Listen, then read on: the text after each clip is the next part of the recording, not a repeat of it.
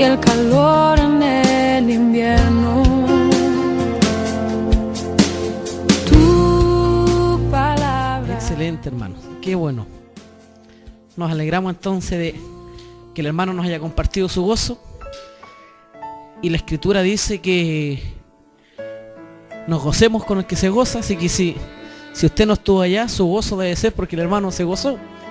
Claro, pues hermano, si yo voy a llorar con el que llora, también voy a gozar con el que se goza. Si usted no se goza con el que se está gozando, bueno, entonces haga oración. ¿Qué dice la Escritura? El que esté triste, ¿qué dice? A ver, el que esté triste, haga oración. Y el que esté alegre, canta alabanza. Entonces si el hermano viene contento, gozoso, usted gócese con eso. Nos alegramos por eso, hermanos.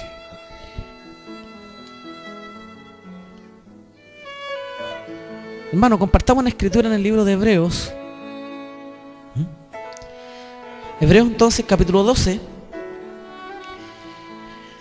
Le damos lectura desde el verso 1, tal como está escrito en el nombre de nuestro Señor Jesucristo.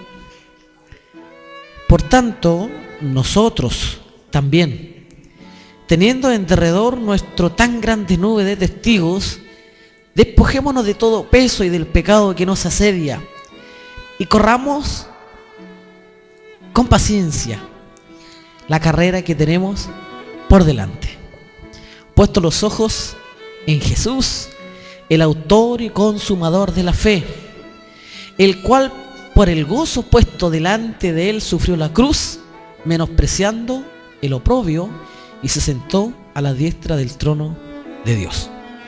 Gloria a Dios. Palabra del Señor. Hemos estado compartiendo últimamente lo que significa correr la carrera con paciencia. Los que han estado en la comunión o alrededor de esta palabra o a los pies de esta palabra, lo que nos ha ministrado el Espíritu Santo es que correr la carrera con paciencia no es correr la carrera lento, ¿verdad? Una cosa es lento y otra cosa es paciencia. Correr la carrera con paciencia no es detenernos a esperar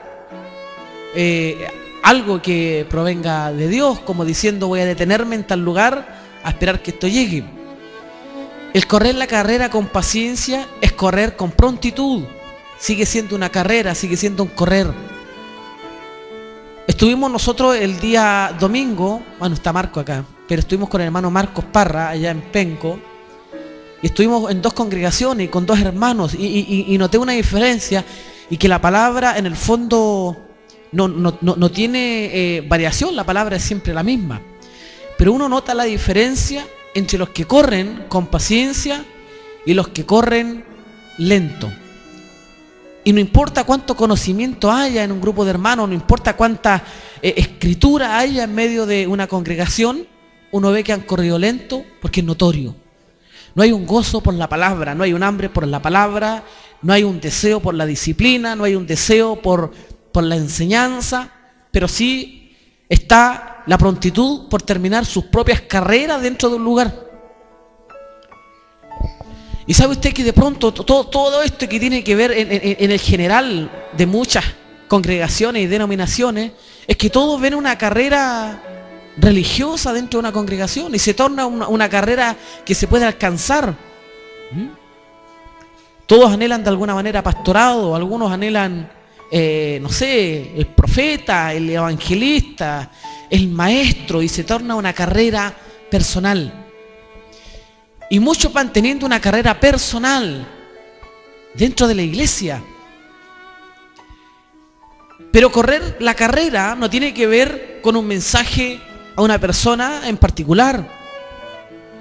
La carta a los Hebreos, como hemos compartido en la revisión a la epístola a los Hebreos, que revisamos no sé hace cuántos meses atrás, señalamos que el Espíritu Santo está ministrando en el libro de los Hebreos, pero está ministrando ¿a quién? A la iglesia. El Espíritu Santo no está ministrando a personas. El Espíritu Santo no está ministrando al pastor en el libro de los Hebreos, no está ministrando a los profetas o a los apóstoles, a los evangelistas, a los maestros. El Espíritu Santo ministra a la iglesia. ¿Cómo nos damos cuenta de eso? ¿Cómo nos damos cuenta que está ministrando a la iglesia? Desde el principio del libro de los Hebreos, el Espíritu Santo va a decir, no nos deslicemos. Esa palabra hemos, donde el Espíritu Santo se está convirtiendo en un ayudador, en un empujador, un guía, un guardador. ¿Sabe usted que la traducción más correcta, dentro de muchas traducciones en el libro desde que se inició todo esto de la revisión, desde Cipriano y todas las revisiones que hay para adelante, una de las traducciones más correctas no es consolador, sino un ayudador. Sí, esa sería la traducción más correcta del griego original, un ayudador. Y eso es el Espíritu Santo, un ayudador. Por eso es que el Espíritu Santo se está haciendo uno con nosotros en los primeros capítulos de Hebreos. ¿Usted cree que el Espíritu Santo se pueda deslizar? El Espíritu Santo no tiene desliz. El Espíritu Santo está en continuo avivamiento. El Espíritu Santo no se duerme. ¿O se duerme el Espíritu Santo? No, usted y yo nos dormimos. Pero en un lugar donde no hay noche, donde no hay sombra, donde no hay ningún tipo de sombra de variedad, donde no hay tinieblas.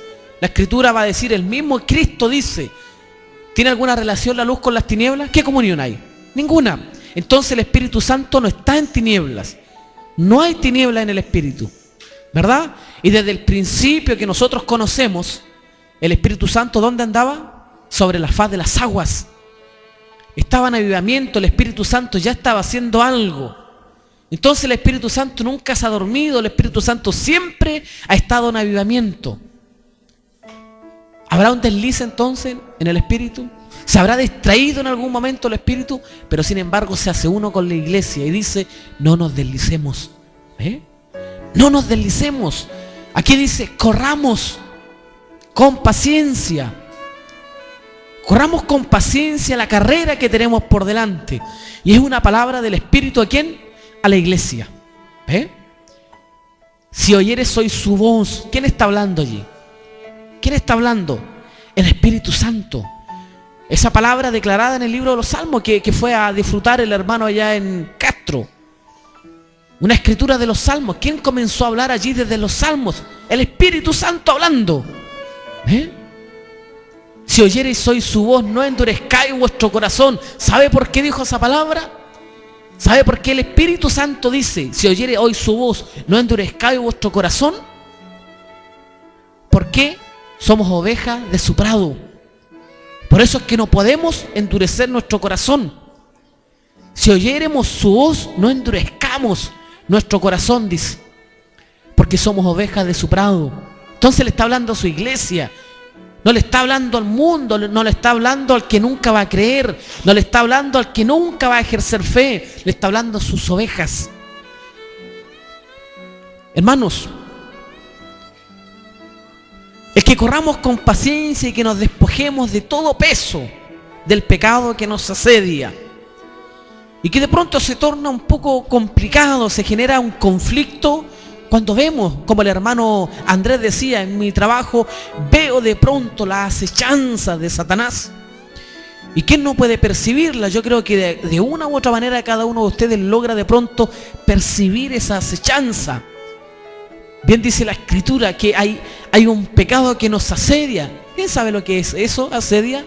¿Sabe lo que es eso? ¿Asediar? ¿Ah? Es claro, asedia es rodear. Es rodear, asediar, es rodear, es de alguna manera, sí, es rodear, es amenazar, es estar en derredor.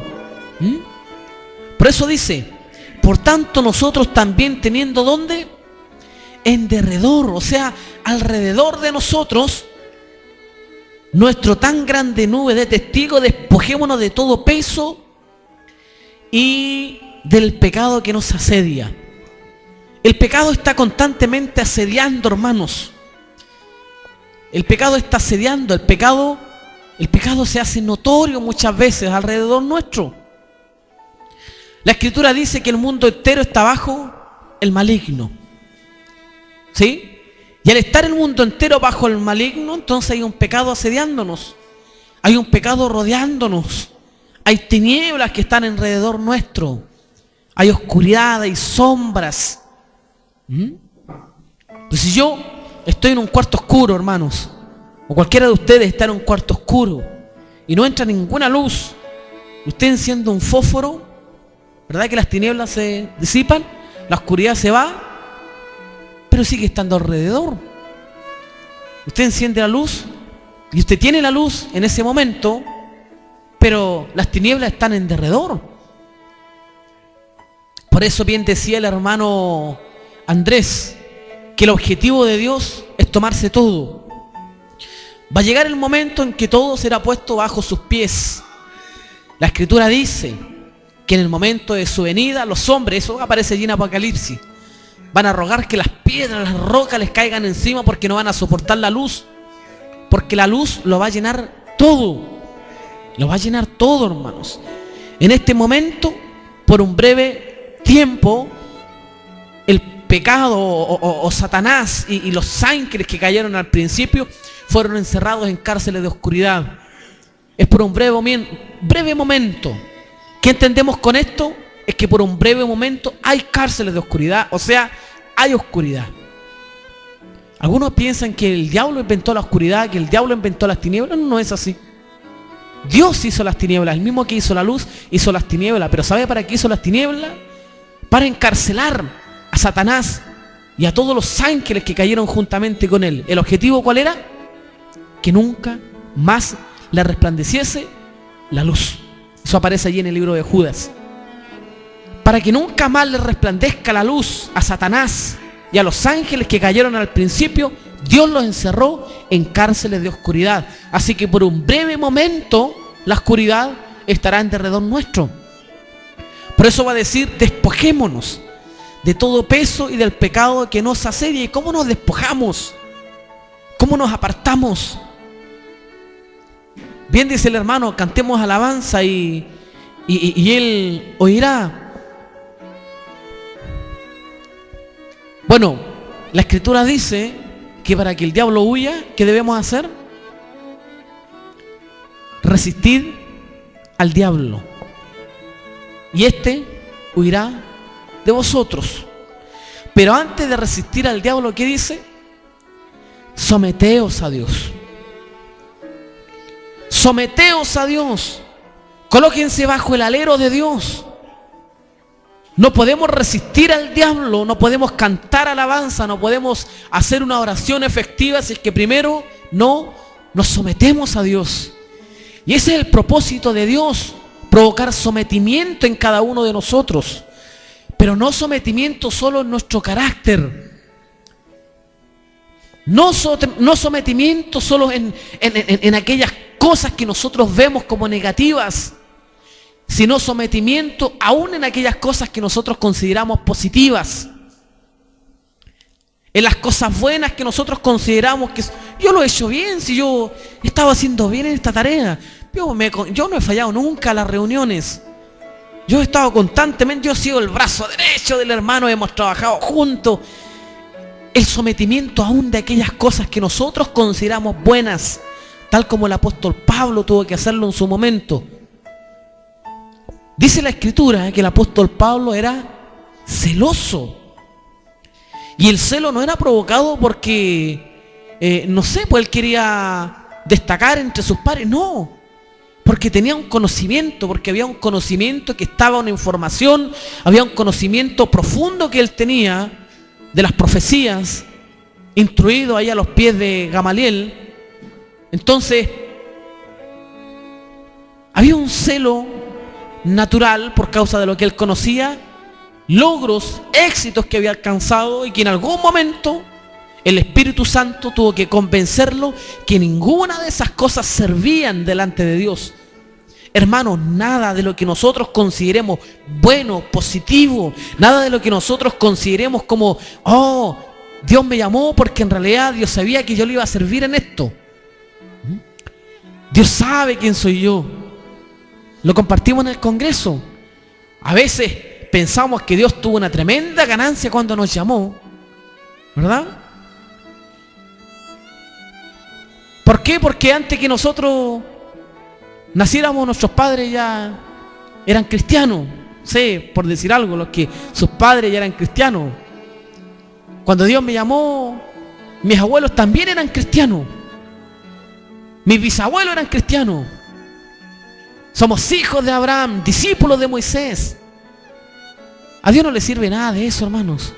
No le sirve nada, nada. A Dios no le sirve nada de lo que nosotros consideremos que es bueno delante de Él. ¿Cómo Dios va a usar un corazón así tan lleno de optimismo? No es que le esté motivando a que pensemos negativamente y que nos volvamos personas frustradas. De pronto el corazón carnal, hermano, el alma se llena de tantas cosas, de tantos sueños. El alma se llena de tantas cosas que nosotros pensamos que son buenas, como el apóstol Pedro, el ejemplo que siempre hemos tocado. Cuando el apóstol Pedro va y le dice al maestro que no vaya, el maestro le estaba diciendo que él iba a la muerte, él iba a morir, él iba a ser entregado, y él le dice, no vayas. ¿Y qué es lo que uno logra percibir del apóstol Pedro cuando dice tales palabras? Que hay un discípulo que no quiere apartarse de su maestro. ¿Nota usted el pecado allí? ¿Nota una mala intención? ¿Nota algo malo del apóstol Pedro? ¿Nota algo negativo? A nuestro juicio, cualquiera de nosotros habría hecho lo mismo. ¿Verdad que sí? Porque llevaban años ya juntos, hermanos. El mismo escritor llega a decir lo que hemos visto y oído y palpado tocante al verbo de vida. O sea, estaban con el verbo de vida, estaban con el Cristo, estaban con la profecía cumplida, una profecía milenaria. Hacían 4 milenios que se había profetizado que una simiente vendría y le pisaría la cabeza al pecado. ¿Se recuerda usted?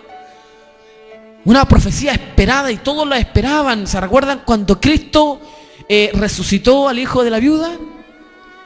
¿Se recuerdan ustedes ese escenario, no? ¿Saben los que estaban alrededor de todo ese acontecimiento? Que eran judíos, sintieron mucho temor porque se dieron cuenta que Él era el Mesías profetizado. Ese era el temor que se infundió, se generó, porque vieron cumpliéndose la profecía. El que vendría a hacer justicia con la viuda, con el huérfano. ¿Ve?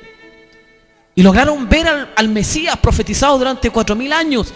Y Pedro estaba con la profecía cumplida hace 4000 años.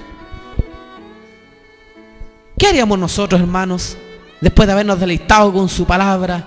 Después de haber estado a sus pies, de haber sido enseñados por Cristo, de haber sido disciplinados, educados por Él, que a pesar de todos los golpes que Cristo le dio a sus discípulos, en algún momento el discípulo cuestiona algunas cosas, cuestiona el mensaje, cuestiona el sermón y le dice, es dura tu palabra, Señor.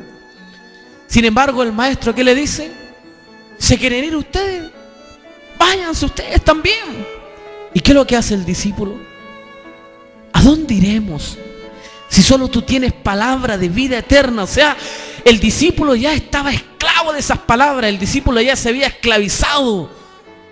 Estaba cautivo. Su oído se había cauterizado con el mensaje de la gracia. Estamos hablando de hace 2000 años atrás. No estamos hablando de las nuevas revelaciones que la iglesia ha disfrutado en este tiempo. No estamos hablando de la reforma y de las nuevas palabras y del enriquecimiento de palabras y descubrimientos nuevos teológicos o de revelaciones, por último, por el Espíritu. Estamos hablando de hace 2000 años atrás, donde el apóstol Pedro se había cauterizado con el mensaje de la gracia, porque durante años se vivió sujeto a la ley, sujeto al mandamiento, sujeto a ordenanza, pero se levantó un hombre que vino con el mensaje de la gracia. Un hombre que aparece con esa tercera vía que dice el pastor Ernesto Silva. Un hombre con palabras distintas a todos los demás. A Jesucristo le dicen, la ley dice que esta mujer que fue encontrada en adulterio sea apiedrada hasta morir. Y los hombres usaron su astucia porque sabían que la ley debía cumplirse. Pero que si Jesucristo cumplía la ley, lo iba a alcanzar la ley de los romanos de asesinato. Entonces ahí, espada y pared, decía el apóstol, el pastor Ernesto Silva, espada y pared, espada y pared. ¿Cuál es la respuesta que Dios da? ¿Cuál es la respuesta que Cristo da? Una respuesta que nadie espera. Una que está fuera de los polos alto y bajo. Como dice el apóstol Pablo, ni pobreza ni riqueza, está en otra esfera. Le preguntan al maestro, vienen a pedir los impuestos. Y corresponde que dé los impuestos, pero si da los impuestos, ¿cómo iba a ser acusado? ¿Ah? Y sale con esa respuesta que solo él puede darla. Dad al César lo que es de César y a Dios lo que es de Dios. Con respecto a la mujer que fue hallada en adulterio, el que tire la primera piedra, ese va a ser, es porque está libre de pecado. ¿Ve? Quien esté libre de pecado lance la primera piedra. Entonces una respuesta, una tercera vía, algo que está fuera de la mentalidad del hombre, el mensaje de la gracia. Es el mensaje de la gracia. Y el apóstol Pedro estaba cauterizado con ese mensaje. ¿Qué cree usted que iba a decir el apóstol Pedro cuando Cristo le dice: voy a ser entregado, el Hijo del Hombre va a tener que padecer y tendrá que cumplirse la escritura que dice de mí? Y ciertamente le citó muchos textos. No vaya, le iba a decir. Respuesta que usted y yo seguramente habríamos dado en ese momento. Ahora, por el conocimiento que usted tiene, ahora por la verdad que lo ha alcanzado, usted puede decir: era necesario. Pero Pedro en ese momento, ¿ve una mala intención usted en Pedro? ¿Ve una mala intención? ¿Y qué le dice el maestro? Apártate de mí, Satanás. ¿Se da cuenta usted, hermano? Que nuestras buenas intenciones, que lo que nosotros necesitamos, lo que nosotros precisamos como iglesia, es morir, es despojarnos de todo el peso del pecado que nos asedia. Porque no basta solo, hermano, con procurar tratar nuestro carácter negativo, sino también los sueños, sino también aquellas carreras individuales que a veces nosotros queremos correr. Y en este último tiempo, donde el Señor me ha permitido recorrer varias congregaciones, me he dado cuenta que hay muchos sueños personales. Muchos sueños personales, hermanos. Todos tienen su propia visión. Todos comparten una visión, pero es propia, es independiente, es individual. Nosotros no podemos caminar así como cuerpo, hermanos. Nosotros no podemos conformarnos con venir aquí y deleitarnos aún hasta sus oraciones, hermanos, y hasta sus oraciones, sus cánticos. Usted se goza cuando usted recibe una palabra para usted, pero no se goza cuando el hermano se está gozando. No nos gozamos cuando veo a una hermana quebrantada, llorando por su dolor. Antes escuchaba a una hermana compartiéndome y veía a otras dos hermanas en lo suyo, en la cocina. No. ¿Cómo es posible, hermanos, que seamos tan así individualistas? Tan personales en todo. Observen a María. ¿Se acuerda cómo estaba María? ¿Ah? Sentadita, escuchando al Señor. ¿Y qué estaba Marta? En su carrera personal. Marta estaba en su carrera personal. Quería ella atender bien al maestro. Quería servir bien al maestro. Miren la mala intención que tenía Marta. Ninguna mala intención, pero tenía una carrera personal. Servir, correr de aquí para allá. Hasta que en su momento no aguantó más y se mostró delante del maestro. No aguantó más, se muestra.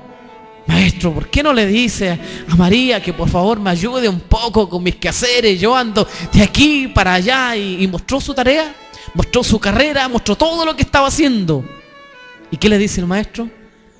Marta, Marta. Pero no un Marta, Marta como castigándola. No un Marta, Marta así como tratándola mal. Sino Marta, Marta, afanada y turbada. Todavía no te has dado cuenta, Marta, que una sola cosa te es necesaria y que tu hermana ha tomado la mejor parte.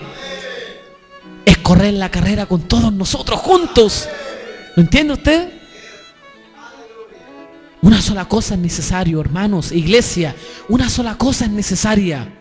Que abandonemos carreras personales y que nos sentemos allí a los pies del maestro, todos juntos. Yo a veces me imagino así a María sentada a los pies del Señor, escuchando a Cristo. Yo ya me imagino cómo con cada palabra que salía de la boca del Maestro, cómo iba siendo sanado el corazón de Marta, hermano. Cómo iba deleitándose Marta con cada palabra. Una cosa es estar delante del hermano Nelson y otra cosa es estar delante de Cristo, hermano, ¿verdad que sí? Estar delante de Cristo, hermano, escuchándole hablar a Él, sus dulces palabras. Y eso es necesario, hermanos. Una sola cosa es necesaria para la iglesia. Para correr la carrera con paciencia, una sola cosa es necesaria. Que nos sentemos. Que lo escuchemos, que oigamos su voz. Que nos dejemos sanar por su palabra. Que nos dejemos tratar por la dulzura de su voz. Porque hay un pecado que nos asedia. Y el propósito no es que vivamos atemorizados por ese pecado que nos asedia, sino que nos sentemos confiadamente, que nos acerquemos a la mesa con confianza, en comunión, como el hermano Andrés decía, como un solo pan, como un solo cuerpo, en todo tiempo, como un solo cuerpo. Que nuestras oraciones no esté el hermano Nelson. Hablo personal, me estoy predicando un poco a mí. Que en mi oración no esté el hermano Nelson, esté el cuerpo. Porque Dios no tiene una tarea con Daniel. Dios no tiene una tarea con Pablo ni con Andrés. Dios tiene una tarea con la iglesia. ¿Entiende usted? Dios está preparando a una iglesia.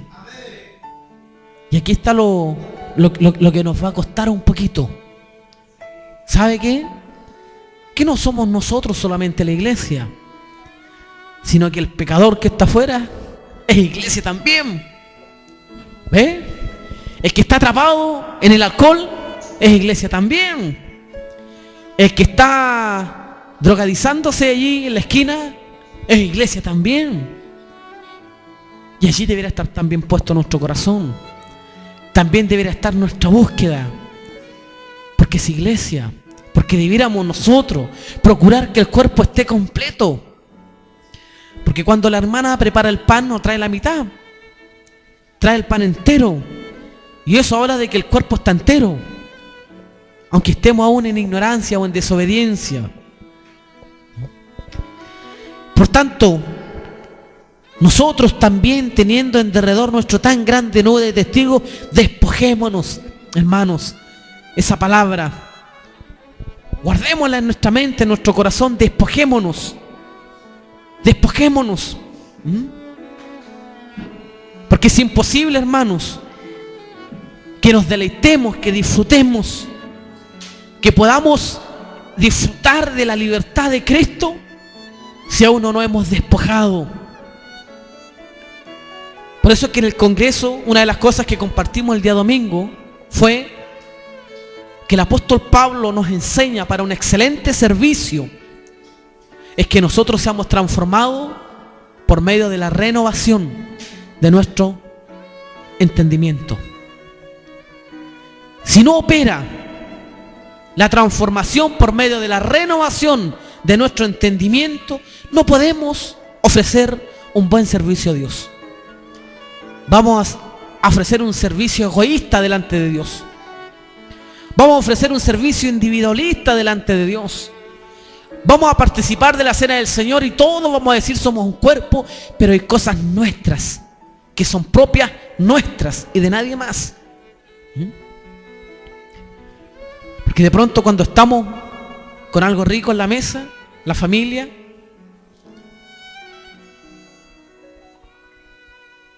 y precisamente la esposa preparó, no sé, algo para 4, que es el esposo, la esposa y los 2 hijos por ahí. Y de pronto llegó ese hermano que usted le pregunta, tomó 11, pero dan unas ganas de decirle que diga que sí. ¿Ve? Pasa, ¿no? Usted pregunta porque tiene que preguntar, pero en el fondo, que diga que sí, que diga que sí. Y allí notamos la falta. Allí notamos la ausencia de nuestra necesidad de cuerpo. ¿Ve? estaba allá en Penco el domingo pasado, pero tenía un deseo tan profundo de estar con ustedes, de que a pesar de que siempre estamos juntos, pero ese domingo que estuve en un pueblo donde tenemos que enseñar tantas cosas, pero sentí una necesidad tan grande de estar con ustedes y que fue tan precioso el poder compartir, aunque sea a la distancia. Los hermanos conectaron por allí el teléfono a un equipo y pudimos compartir algo. Pero cuánto necesario se hace, hermano, la vida de cuerpo, la vida de iglesia.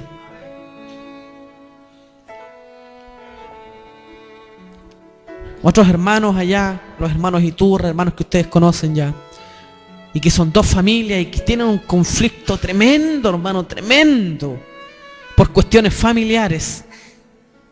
Y que uno dice, tienen tantas cosas que los limitan para cenar. Ellos deberían haber estado cenando hoy acá. Todos esos hermanos de allá de Penco deberían haber hoy venido a participar de la cena del Señor. Pero hay tantos conflictos familiares y tenemos cómo respaldar la ausencia. Tenemos cómo justificar la ausencia. Es que no puedo participar así de la cena del Señor. Es que no puedo cenar así porque estoy en conflicto con mi hermano. No puedo participar, estoy en conflicto con mi hermana. No puedo tomar la cena del Señor porque aún hay cosas que no se han sanado. Hay muchas cosas, hay muchas razones para no participar de la cena del Señor. Hay muchas razones para que el pecado nos asedie. Pero ¿por qué no ver la única razón por la cual debiéramos estar juntos?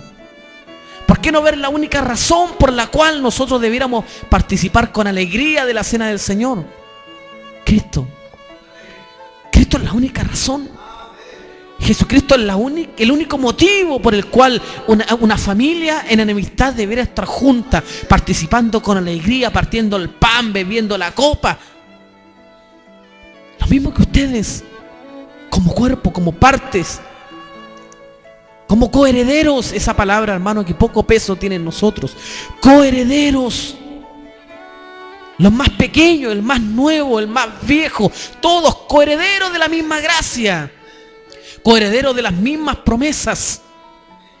Y al ser todos coherederos, el mismo respeto que se merece uno, debiéramos dárselo al otro. La misma atención a uno, la misma atención al otro. Al que es más excelente en sus palabras, al que tiene menos riqueza en su lenguaje. Al que tiene una fe más madura, al más débil. Al que está más experimentado, al más torpe.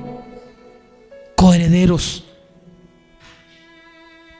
Estuvimos hablando el día viernes, ¿fue? Y compartimos acerca de las minas. Y les hablé lo que significa las minas. Donde ese señor que va a ir a buscar un reino, y gloria a Dios por eso, porque fue a buscar y va a volver con el reino en sus manos. ¿Ve? ¿Verdad que sí? Esa es la garantía. Viene con un reino en sus manos. Pero antes de que fuese a buscar el reino en sus manos, dejó unas cantidades de minas a una cantidad de hombres. Pero hay una diferencia entre un hombre y otro. ¿Ah? Estamos atentos el viernes, parece. No hay diferencia. Ahora, en la parábola de los talentos sí hay diferencia. A uno se le dio 5, a otro se le dio 2 y a otro se le dio 1. Pero a las minas a todos se le dio iguales. ¿Ve? Y la parábola, usted la ve, es lo mismo. Pero cambia la porción que se le dio a cada uno. ¿Ve? Porque los talentos, hablamos el día viernes, representan esa justa medida de fe que fue dada a cada uno de nosotros. Alguno necesitó 5 fe.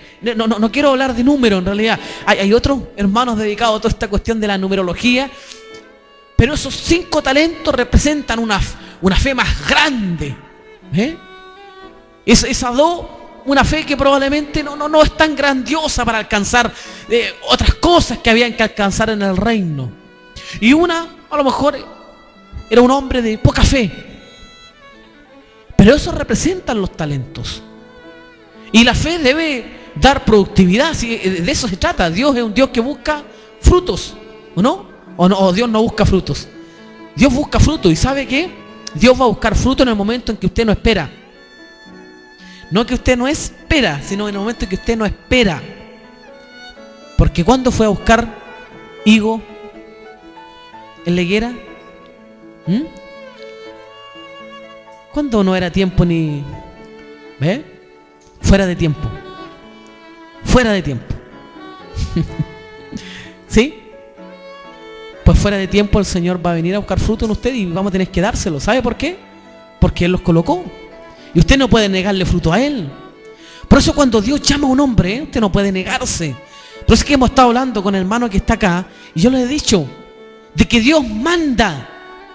Dios no pide por favor. Dios manda. Dios es Dios de mandamiento. Dios no es Dios de súplica. Dios es Dios de mandamiento. ¿Y qué dice el apóstol Pedro? Que Dios manda que todo hombre se arrepienta. Dios manda. Es un mandamiento. Dios no te está pidiendo por favor que te arrepientas. Dios no está pidiendo por favor que le des frutos. Dios no está pidiendo por favor que te conviertas, sino que Él manda. Porque cuando nos manda nuestro jefe, ¿qué hacemos? Sí, jefe, ahí vamos, jefe. ¿De qué medida la quiere, jefe? ¿Y cuántas quiere, jefe? Y con nuestro ve, y el hermano, yo lo escucho a veces el hermano Pablo, ya, listo, no, si ya lo mandé para allá y lo guarde aquí, guarde. Sí, jefe, sí, jefe. Y todos andamos así, sí, jefe. Y yo también, ya, jefe. Y cortamos aquí y acá. Y eso que es un capatán, ¿no? Un inconverso. ¿O no? Incircunciso de corazón, diría. Pero nuestro Padre manda, hermanos, manda que todo hombre se arrepienta, que procedan al arrepentimiento, que nos despojemos de todo peso de pecado que nos asedia, porque de otra manera, hermanos, no podremos tener vida de cuerpo, vida de unidad, no podremos disfrutar los poderes del siglo venidero, como dice el apóstol, si es que no procedemos al mandato de Dios. Alguien podría decir, estamos en una congregación judía, puros mandamientos, puras reglas, puros estatutos, puras ordenanzas. Esto es para los hijos. ¿Sabe por qué? Porque para los hijos de Dios, sus mandamientos no son gravosos. Para los hijos de Dios, para un hijo de Dios, mandamiento no es gravoso, hermano. Es un deleite. Por eso citaba el hermano Daniel atrás en la escritura: bienaventurado el varón que medita en la ley de Jehová de día y de noche. Y está su delicia en eso, en meditar. Su delicia está en meditar en la ley del Señor de día y de noche. Porque ese hombre en todo lo que pone mano le va bien, prospera. Porque está siendo conforme al mandamiento de Dios. No nos deslicemos, dice el Espíritu Santo en Hebreo. No nos apartemos del lugar de donde debemos estar. Eva se apartó y ustedes saben cuál fue el resultado, ¿o no? Vamos a buscar un vaso un poco más decoroso, hermano. Estamos saliendo allá en la tele y estamos con estos vasos de Plumaví. En broma. ¿Se recuerda a Eva? ¿Sabe lo que dice el apóstol Pablo? Que él teme de que nuestros sentidos sean extraviados, como se extraviaron los sentidos de Eva.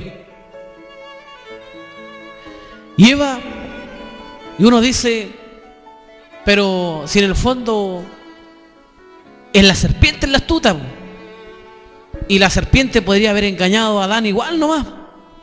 No podía engañar a Adán, porque Adán era el señor de las bestias y la serpiente era una bestia y no podía. Adán le habría proclamado una palabra de maldición y habría quedado la serpiente, pero Eva no. Eva tenía que haber estado sujeta a Cristo. Eva tenía que haber estado sujeta al que tipificaba a Cristo.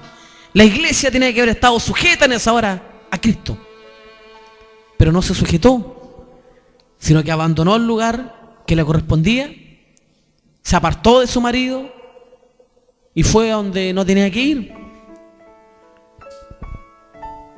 Porque si Eva no quería comer de ese fruto, ¿qué andaba haciendo cerca del árbol? ¿O no? ¿Qué andaba haciendo allí cerca de ese árbol? ¿Qué dice la Escritura? Que lo vio un árbol codiciable, bueno para los ojos bueno la vista, o sea, actuó el sentido de la vista. ¿Y cómo? Esto es lo que uno se pregunta, ¿cómo podría Eva haber juzgado en esa hora que era bueno, un árbol bueno para comer, codiciable? ¿Cómo ella podía juzgar lo que era bueno y lo malo si no podía discernir entre el bien y el mal? Eso lo produce, esa autoconfianza la produce cuando nosotros nos apartamos del lugar donde debemos estar. Le pasó a Eva. Y eso es lo que teme el apóstol Pablo, que nuestros sentidos sean extraviados. Hermanos, el nacimiento del que hemos estado hablando hace último, bueno, fue con ustedes, fue en Penco que le hablé a los hermanos. Cuando la Escritura habla que nosotros necesitamos nacer de agua y del Espíritu, es porque es imposible que nosotros podamos estar apegados a Cristo, vivir juntamente con Él, si primero no participamos de la muerte. Una muerte completa, una muerte radical, donde aún nuestros sentidos se han llevado cautivos. Porque hoy, ¿qué es lo que está viendo la iglesia? ¿Qué toca la iglesia? ¿Qué está comiendo la iglesia? ¿Cuáles son los pasos de la iglesia? Todos tienen carreras personales, uno lo ve, a veces uno pasa por ahí, por internet y ve la fantasía cristiana que están viviendo muchos hermanos. Una fantasía cristiana. No la vida de la cruz, no la vida del sacrificio. No el de abrazar la cruz de Cristo, el de gloriarse, como el apóstol Pablo dice, me glorío en la cruz de Cristo. Con Cristo estoy juntamente crucificado. Ya no lo vemos, sino que vemos todos haciendo fiestas, show. ¿Dónde está la vida? ¿Dónde están los sentidos? ¿Dónde está esa actitud de despojarnos del pecado que nos asedia? Estamos mundanalizando la iglesia con cuestiones de sistema y cosas que estamos metiendo ahí dentro de la iglesia. Unas alabanzas tan mundanas, hermano. Unas mezclas, unas cuestiones tan híbridas. Estos músicos nuestros, los que nos ministran la alabanza. Mire, estamos saliendo a través de internet y nos examinan los mensajes. Pero uno a veces pasa por allí, hermano, y ve a estos hermanos con esa mezcla de, no sé, esas figuras ecuménicas donde hay cuestiones católicas y evangélicas y todas unas cuestiones raras allí, unas cruces por allí, unas velas, Jesús Adrián Romero, René González cantándole a la Virgen de no sé cuánto allá en México. Tanta mezcla, hermano, tanta cosa. Y esos son nuestros ministros de alabanza. Esos son los que escuchamos nuestros equipos. Esos son los que con la iglesia deleita, porque dentro de todas sus canciones hay una que me gusta, hay una que a mí me hace sentir cosas especiales.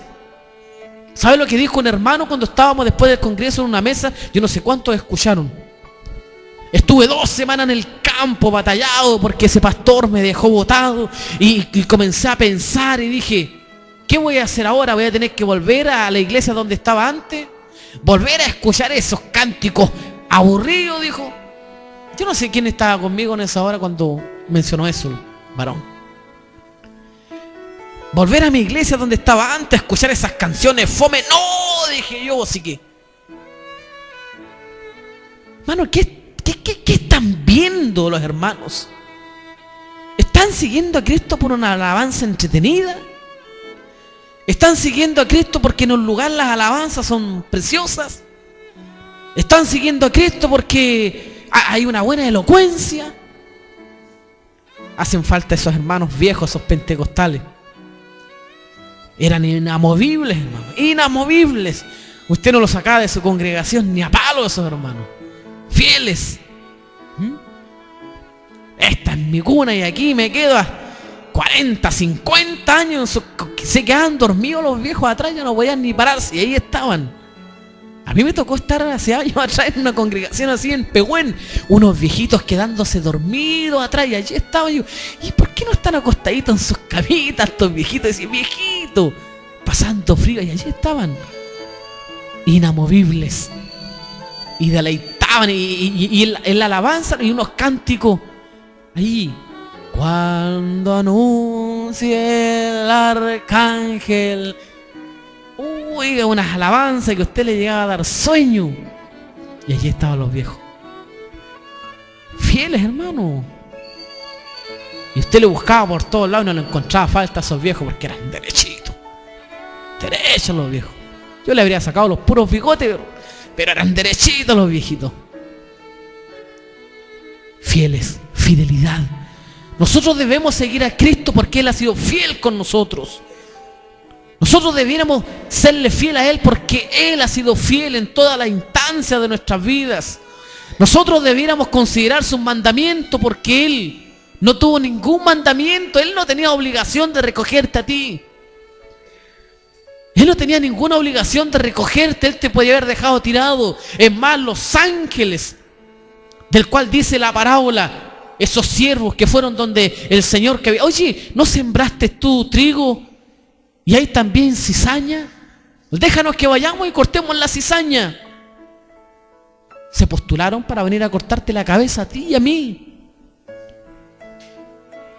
Ángeles espirituales, seres divinos, donde no había ningún tipo de pecado ni malicia, no lograron ver lo que Cristo vio.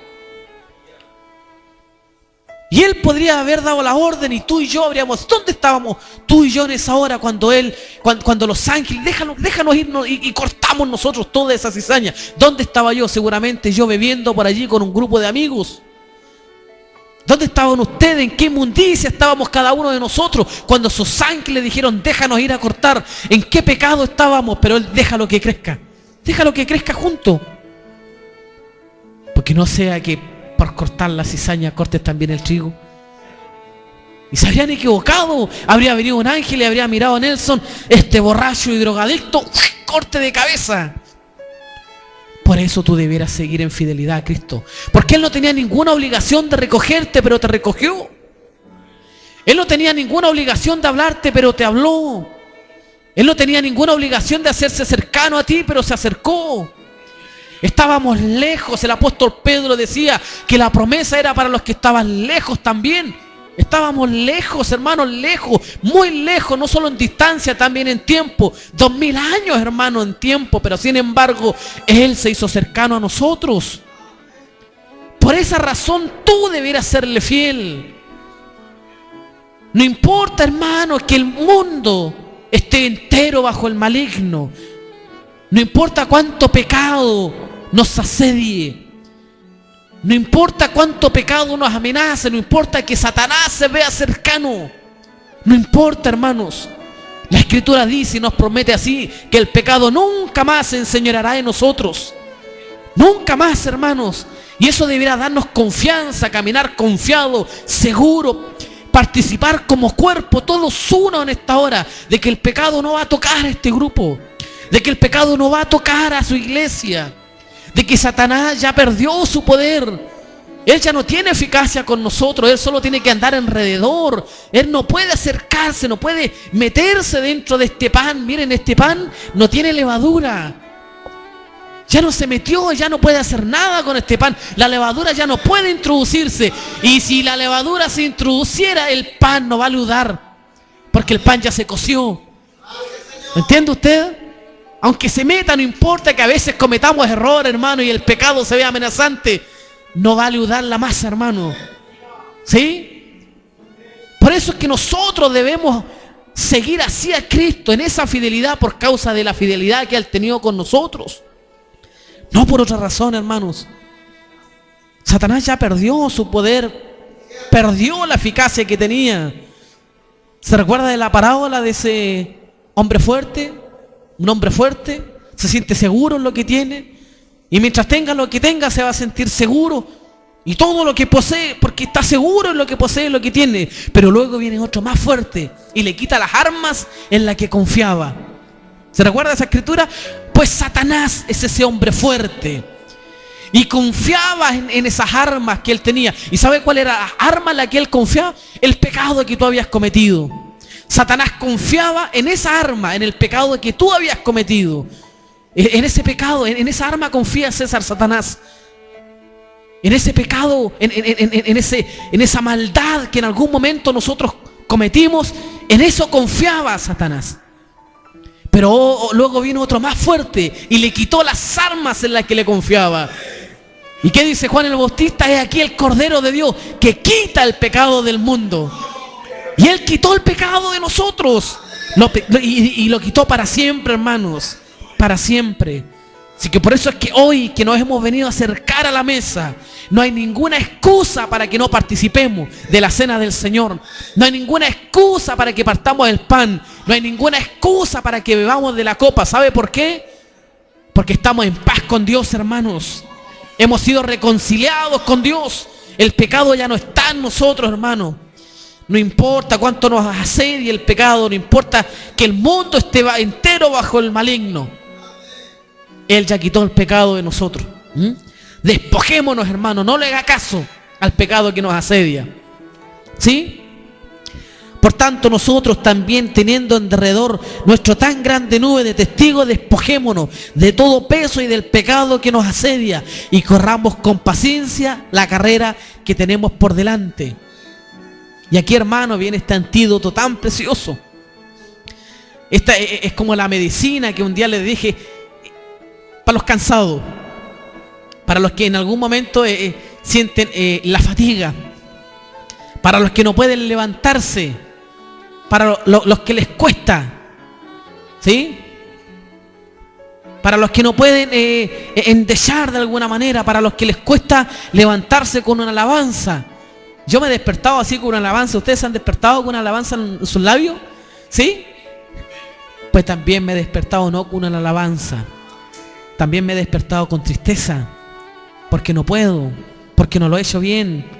También me he despertado un poco criticándome, como autoflagelándome a mí mismo, porque no puedo, porque no soy capaz, porque mis capacidades no son suficientes, porque mis capacidades no alcanzan, porque quiero ser mejor y no puedo, porque sé que Dios demanda mucho más amor de mí, porque Dios demanda mucho más servicio de mí y no puedo. Y a veces despierto así triste y digo, Señor, ¿cómo lo hago? No sé cómo hacerlo y no puedo. ¿Ve? Y se me hace imposible. Y pareciera que en un camino, en un tiempo de gracia, porque estamos en el tiempo de la gracia, pareciera que no es solamente la gracia la que opera conmigo, sino que a veces es el conflicto de mi humanidad, es el conflicto del humano, es el conflicto de mi mente carnal, es el conflicto de mi alma que a veces está afanada en tantas cosas. Y para eso, ¿sabe cuál es el antídoto? El verso siguiente: puesto los ojos en Jesús, el autor y consumador de la fe, el cual por el gozo puesto delante de él sufrió la cruz, menospreciando el oprobio, y se sentó a la diestra de Dios. Considerad a aquel que sufrió tal contradicción de pecadores contra sí mismo, para que vuestro ánimo no se canse hasta desmayar. O sea que para que nuestro ánimo no se canse hasta desmayar, ¿qué debemos hacer? Colocar nuestros ojos en Jesús. ¿Sí? Hermanos, dejemos de cuestionar, dejemos de luchar, dejemos de batallar con nuestras cargas, despojémonos de ese peso y coloquemos los ojos en Jesús. Amén. Y en esta hora acerquémonos a la mesa así, con confianza, con alegría, puestos los ojos en Jesús. Cuando parta el pan, ponga los ojos en Jesús. Cuando vea a su hermano tomar el pan y comer el pan, ponga los ojos en Jesús y dele gracias al Señor, porque por causa de Jesús su hermano puede comer este pan. A lo mejor tú te sientes capaz, te sientes suficiente, tu hermano no, pero aún así come el pan, y al comer el pan, eso es mérito de Cristo. ¿Sí? Vas a ver al más torpe aquí, al más débil, y lo vas a ver comer pan, igual que tú. ¿Sí? Te sientes grande, te sientes suficiente, te sientes bien confiado. Pues el más torpe va a comer el mismo pan que tú y va a beber el mismo vino que tú. Y a lo mejor se va a gozar más que tú. No, despojémonos de todo eso en esta hora. Y participemos todo como un solo cuerpo. El más torpe, el más fuerte. El más débil, el más apto. Todos, hermanos, hemos sido libertados del pecado. Y hemos sido hechos siervos de Dios Por lo tanto, tenemos nuestro fruto, la santificación, y como fin, la vida eterna. Amén. Amén, hermanos. No se olvide que el hermano llevaba un gozo puesto por delante. ¿Se recuerda cuál era ese gozo? ¿Ah? Voy a ver a mi papito nuevamente. ¿Ah? Yo era su solaz de día y de noche. Nosotros nos amábamos tanto, el padre y yo, había un deleite. Pero ahora voy a ver a mi papito. La muerte me va a llevar a ver a mi papito. Voy a estar con él, me voy a sentar a su diestra. Ese era el gozo que llevaba puesto por delante. Iba a volver a ver a su padre. Nosotros también acerquémonos con ese gozo puesto por delante.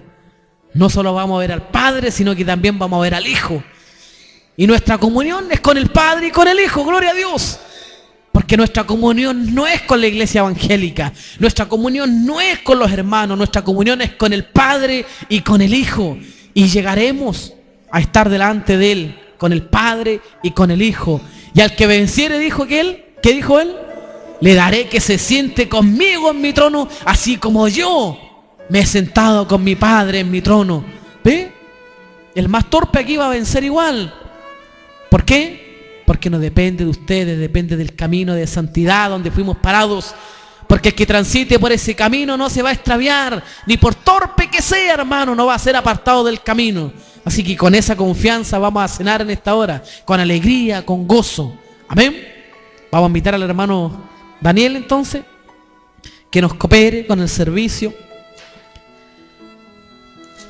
Gracias, Señor. Porque esto es posible solo por Él, hermano. No es posible por el conocimiento ni por el estudio bíblico.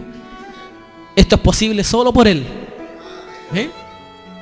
Solo por Él. Porque yo recibí del Señor lo que también os he enseñado, que el Señor Jesús, la noche que fue entregado, tomó pan. Gloria a Dios. No tomó ningún otro tipo de alimento, pan. ¿Por qué? Porque Él es el pan de vida. Yo soy el pan de vida, dijo. El que a mí viene nunca tendrá hambre. El que cree en mí no tendrá sed jamás. Sus padres comieron el maná, pero yo soy el verdadero maná. ¿Ve? Gloria a Dios. Y habiendo dado gracias como nosotros en esta hora, vamos a dar gracias, Padre. Nos acercamos confiadamente a tu mesa en esta hora. Aunque es una figura, es verdad, todo esto tipifica lo que es verdadero. Pero con alegría y con gozo, Señor, participamos del pan porque también reconocemos que este es tu cuerpo que por nosotros fue partido. Un cuerpo que no escatimó, que soportó lo oprobio, que soportó los látigos, que se dejó padecer, golpear, escupir por amor a nosotros. Porque si tú no entrabas primero, ninguno de nosotros podría entrar. Yo no podría entrar primero y ninguno de nosotros podría haber entrado primero. Pero por cuanto tú entraste primero, entonces llevaste muchos hijos a la gloria. Tu cuerpo partido, Señor, el sacrificio perfecto, porque con una sola ofrenda hizo perfecto a los santificados. Y no una ofrenda como en otros tiempos, una vez al año, sino que una sola vez y para siempre. Un solo sacrificio eterno en los cielos. Padre amado, en esta hora con mis hermanos y yo juntamente con ellos, agradecemos el beneficio de estar en tu mesa, el privilegio de estar en tu mesa. Recuerdo a ese hombre que tenía problemas en sus piernas y no podía llegarse a la mesa del rey. Mesibofet me parece que se llamaba. Y ese hombre fue llevado a la mesa y aún sin él tener el conocimiento de lo que era el más miserable de los hombres. Lo sentaste a la mesa junto a los príncipes y participó de la misma mesa del rey, y así nos sentimos en esta hora. No como lo más miserable, pero así reconocimos que en otro tiempo no teníamos derecho a estar aquí. Y nos sentaste a una mesa tan privilegiada, Señor. Nos sentaste junto con los príncipes de tu pueblo. Gracias, Señor, por sentarme junto a mi hermano Andrés, junto a mi hermano Pablo, junto a mi hermano Daniel, junto a mi hermana Jessica, a mi hermana Daniela, a mi hermana Natalia, junto a toda tu iglesia, mi hermano Samuel y todos los que en esta hora también están en nuestros corazones. Tu iglesia completa, tu cuerpo entero participando de la cena del Señor. nuestros niños que están mirando todo esto y que en algún momento participarán también de estos mismos privilegios. Señor, te damos gracias por tan hermoso privilegio. Y con alegría, Señor, partimos el pan y queremos comer de él para disfrutar lo que significa tu cuerpo en nosotros. Aleluya. En el nombre de Jesucristo lo tomamos. Amén. Gloria a Dios. Amén. Y habiendo dado gracias, lo partió, como lo parte nuestro hermano Daniel, y dijo, tomad. Es que hermanos, hermano Daniel ahí va a pasar, partan el pan con alegría, esperémonos unos a otros, nadie se adelante, no hagamos como los corintios que se adelantaban, sino que todos a una participemos. Todos a una, hermano, todos a una.